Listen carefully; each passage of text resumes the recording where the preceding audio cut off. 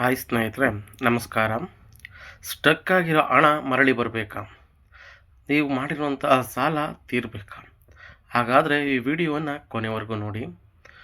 ಎಷ್ಟೋ ಜನ ಹೇಳ್ತಾರೆ, ಸ್ವಾಮಿ ನನ್ನ ಹತ್ರ ಹಣ ತುಂಬ ಇರುತ್ತೆ, ಎಷ್ಟೋ ಜನ ಬಂದು ಗೋಗರಿತಾರೆ, ಕೊಟ್ಬಿಡ್ತೀನಿ.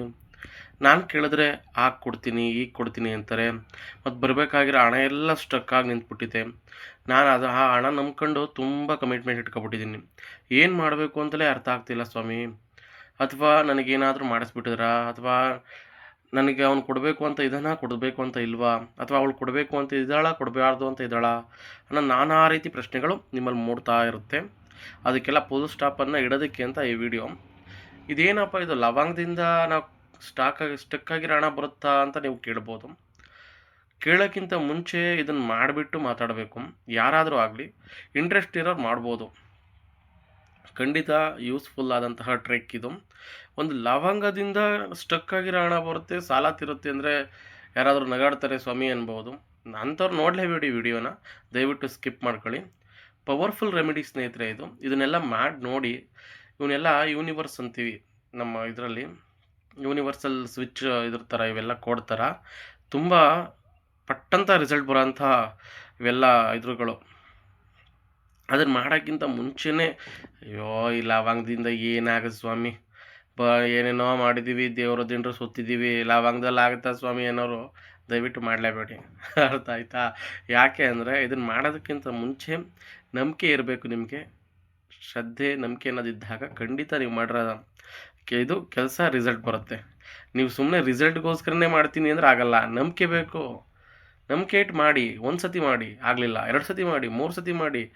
ಏನು ಕಳ್ಕೊಳ್ಳೋದು? ಇವಕ್ಕೆಲ್ಲ ಏನು ಬಂಡವಾಳ ಹಾಕಲ್ಲ ನೀವು, ಮಲ್ಲಿರ್ತವೆ. ಎಷ್ಟೋ ಜನ ಎಷ್ಟೆಷ್ಟೋ ಪಂಡಿತರುಗಳಿಗೆ ವಶೀಕರಣ ಮಾಡ್ತೀನಿ, ಹಂಗೆ ಮಾಡ್ತೀನಿ, ಅವ್ನು ದುಡ್ಡು ತಂದು ಕೊಡಂಗೆ ಮಾಡ್ತೀನಿ ಅಂದ್ಕೊಂಡು ಬೇಕಾದಷ್ಟು ಅಮೌಂಟ್ ಕಳೆದಿರ್ತೀರ. ಅಂಥವ್ರು ದಯವಿಟ್ಟು ಇದನ್ನು ನೋಡಿ, ಆಯಿತಾ? ಅಂಥ ಬೇಕಾದಂಗೆ ಅಮೌಂಟ್ ಕಳೆದ್ಬಿಟ್ಟು ಕಮೆಂಟ್ ಹಾಕೋರೆಲ್ಲ ಅವರೇ. ಅಯ್ಯೋ ಡೋಂಗಿ ಸ್ವಾಮಿಗಳು ಏನೋ ಮಾಡ್ತಾರೆ, ಏನೋ ಹೇಳ್ತಾರೆ ಅಂತವ. ನಾವೇನು ಯಾರ ಹತ್ರನೂ ದುಡ್ಡು ಕೊಡಿ, ಹಂಗೆ ಮಾಡ್ತೀವಿ, ಹಿಂಗೆ ಮಾಡ್ತೀವಿ ಅಂತ ಏನು ಕೇಳ್ತಿಲ್ವಲ್ಲ. ಎಷ್ಟೋ ಜನಕ್ಕೆ ಈಗ ಒಬ್ರಿಗೆ ಅನುಕೂಲ ಆದರೆ ಅವ್ರು ಇನ್ನೊಬ್ರಿಗೆ ಹೇಳ್ತಾರೆ, ಇನ್ನೊಬ್ರು ಅವ್ರಿಗೆ ಹೇಳ್ತಾರೆ. ಎಷ್ಟೋ ಜನ ನೆಮ್ಮದಿಯಾಗಿ ಸಂಸಾರ ಮಾಡ್ತಾರೆ. ಬರೋಂಥ ಹಣ ಬರುತ್ತೆ, ಅವ್ರಿಗೆ ಸಾಲ ತೀರುತ್ತೆ. ಹಾಗೆ ನಾವು ಏನಕ್ಕೆ ಆ ಥರ ಹಣ ಸ್ಟಕ್ ಆಗ್ತಿದೆ ಅಂತ ಫಸ್ಟು ಯೋಚನೆ ಮಾಡಬೇಕು. ಹಣ ಸ್ಟಕ್ ಆಗ್ತಿರೋದಕ್ಕೆ ಫಸ್ಟ್ ರೀಸನ್ ಬಂದು ನಮ್ಮ ಗ್ರಹಗತಿಗಳು ದೋಷದಿಂದ. ಅಂದರೆ ನಮ್ಗೆ ಏನಾದರೂ ಗ್ರಹಗಳ ದೋಷಗಳಿದ್ದರೆ ಅದೊಂದು.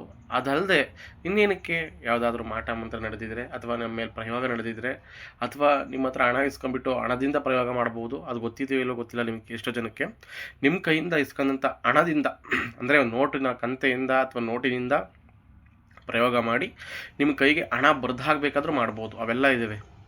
ಆ ಥರ ಏನಾದರೂ ನಡೆದಿದ್ರೆ ಅದು ರಿಮೂವ್ ಆಗುತ್ತೆ. ಇದನ್ನು ಯಾವತ್ತು ಬೇಕಾದರೂ ಮಾಡ್ಬೋದು ನೀವು. ಯಾವ ಥರ ಬೇಕಾದರೂ ಅಂದರೆ ಯಾವತ್ತು ಬೇಕಾದರೂ ಮಾಡ್ಬೋದು. ಆದರೆ ಕಂಡೀಷನ್ ಇದೆ. ಬೆಳಗಿನ ಜಾವ 7:30 ಆಗಬೇಕು. ಮತ್ತು ಸ್ನಾನ ಮಾಡಿರಬೇಕು. ಅರ್ಥವಾಯ್ತಾ? ಸ್ನಾನ ಮಾಡಿರಬೇಕು. ಇದಕ್ಕೇನಿಲ್ಲ, ಸಿಂಪಲ್ಲು ನೋಡಿ. 5 ಲವಂಗ ತಗೊಂಡಿದ್ದೀನಿ. 5 ಲವಂಗ. ನಾನು ಕರ್ಪೂರ ತೋರಿಸ್ತಿಲ್ಲ, ದಯವಿಟ್ಟು ಕರ್ಪೂರ ತಗೊಳ್ಳಿ. ನಾನಿಲ್ಲಿ ಇದ್ರ ಬೌಲ್ ತಗೊಂಡಿದ್ದೀನಿ. ಅಂದರೆ ಸ್ಟೀಲ್ ಬೌಲ್ ಬೇಡ ದಯವಿಟ್ಟು. ಸ್ಟೀಲ್ ಬೌಲ್ ಬದಲು ಧೂಪದ ಕಾಲು ಅಂತ ಸಿಗುತ್ತೆ. ಈ ಪಂಸಾರಿ ಅಂಗಡಿಗಳಲ್ಲಿ ಧೂಪದ ಕಾಲು ಕೊಡಿ ಅಂದರೆ ಕೊಡ್ತಾರೆ. ಅಂದರೆ ಮಣ್ಣಿಂದು ನಾನು ಹೇಳ್ತಿರೋದು, ಮನೆಗಳಲ್ಲಿರೋದು ಬೇಡ. ಮಣ್ಣಿಂದೊಂದು ಧೂಪದ ಕಾಲು ತಂದಿಟ್ಕೊಳ್ಳಿ. ಅದೇನು ಒಂದು 50 ರೂಪಾಯಿ 30 ರೂಪಾಯಿ ಇರ್ಬೋದು ಧೂಪದ ಕಾಲು. ಅದನ್ನು ತಂದಿಟ್ಕೊಳ್ಳಿ. ಅದಾದರೆ ಬೇಗ ಉರಿಯಲ್ಲ ಅಂತ. ಸ್ಟೀಲಲ್ಲಾದರೆ ಬರ್ನೆದ್ದು ಹೋಗ್ಬಿಡುತ್ತೆ ಪಟ್ಟಂತ. ನೀವು 5 ಲವಂಗ, 2 ಕರ್ಪೂರ, ಒಂದು ಅರ್ಧ ಚಮಚ ತುಪ್ಪ.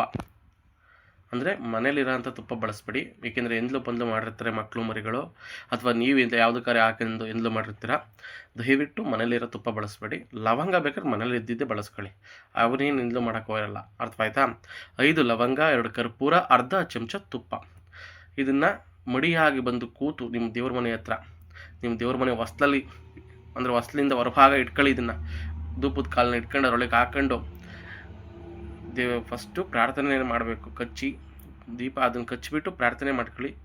ದೇವರೇ, ನನಗೆ ಬರಬೇಕಾಗಿರೋ ಹಣ ನನಗೆ ಬಂದಿದೆ. ನನಗೆ ಯಾವ್ದಾರ ದೋಷಗಳಿದ್ದರೂ ಅದು ನಿವಾರಣೆ ಆಗಿದೆ. ಇದೇ ರೀತಿ ನನ್ನ ಜೀವನದಲ್ಲಿ ಒಳ್ಳೇದು ಆಗ್ತಾ ಹೋಗಲಿ ದೇವರೇ ಥ್ಯಾಂಕ್ಸ್ ಅಂತ ಹೇಳಿ ದೇವ್ರಿಗೊಂದ. ನಿಮ್ಮ ಮನೆ ದೇವರಿಗೆ, ಯಾರಿಗೂ ಅಲ್ಲ, ನಿಮ್ಮ ಮನೆ ದೇವರಿಗೆ ದೇವರಿಗೆ ಥ್ಯಾಂಕ್ಸ್ ಹೇಳಬೇಕು, ಹೇಳಿ ಕೋರಿಕೆಯನ್ನು ಕೇಳ್ಕೊಬೇಕು. ಅಂದರೆ ಬಂದಿರೋ ಥರನೇ ನೀವು ಫೀಲ್ ಮಾಡಬೇಕು. ಇದನ್ನು ಕಚ್ಕೊಂಡು ಈ ಥರ ಪ್ರಾರ್ಥನೆ ಮಾಡಾದಮೇಲೆ ನಿಮ್ಮ ಮನೆಯ ಮೂಲೆ ಮೂಲೆಗೂ ಆ ಧೂಪನ ತೋರಿಸ್ಕೊಂಬರ್ಬೇಕು. ಮೂಲೆ ಮೂಲೆಗೂ ಏನು ಹಚ್ಚಿರ್ತೀರ, ಲವಂಗ, ಕರ್ಪೂರ, ತುಪ್ಪ ಹಾಕಿ ಇದನ್ನು ಕೋರ್ಕೊಂಡಾಗಿ ಅದಾದ ಮೇಲೆ ಮೂಲೆ ಮೂಲೆಗೂ ತೋರಿಸ್ಕೊಂಡು ಬಂದು ಮತ್ತೆ ಆ ದೇವ್ರ ಮನೆ ಹತ್ರನೇ ಇಟ್ಬೇಕು. ಇದನ್ನು ಹೊರಭಾಗದಲ್ಲಿ ಇಟ್ಕೊಂಡು ಮತ್ತೆ ಅದು ಬರ್ನ್ ಆದ ನಂತರ ಉಳಿದಿದ್ದನ್ನು ಬರ್ನಾಕ್ ಪುಡಿ ಬರುತ್ತಲ್ಲ ಅದನ್ನು ನಿಮ್ಮ ಮನೆಗೆ ಇಟ್ಕೋಬೇಕು. ಇದನ್ನು ಯಾವತ್ತು ಬೇಕಾದರೂ ಮಾಡ್ಬೋದು. ಅವತ್ತೇ ಮಾಡಬೇಕು ಇವತ್ತೇ ಮಾಡಬೇಕು ಅಂತ ಏನು ರೂಲ್ಸ್ ಇಲ್ಲ. ಮತ್ತು ಮಡಿ ಆಗಿರಬೇಕು, ಇದಂತೂ ತಲೆಯಲ್ಲಿರಲಿ.